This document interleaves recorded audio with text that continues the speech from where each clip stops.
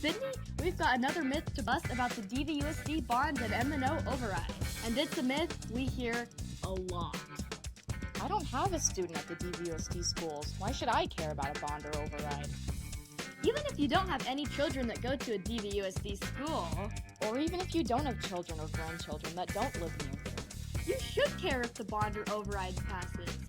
As we've said before, with no bond funding, school and classroom upgrades will get delayed. And with no continuation of the override, DVUSD may have to cut sports, clubs, and teacher pay, because starting in 2025, the district will have to cut $11 million every year for the next 3 years. If the school suffers from cuts, your neighborhood suffers. Well-funded school districts help lift property values. So if the funding of your nearest school gets cut, so does the value of your home. Talk about a housing bubble. If poor funding cuts into your school programs, that could make the students in your neighborhood less educated, and your neighborhood a place where someone doesn't want to live in. And that's a problem with all of the new microchip plants and other high-tech and scientific jobs opening here.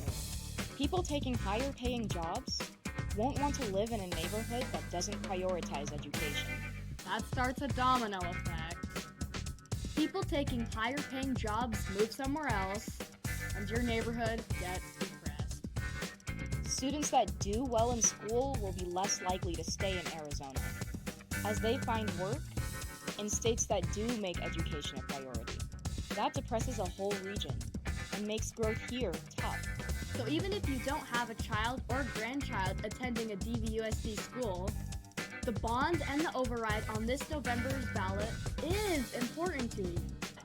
That means this myth is busted! It's your vote for our future.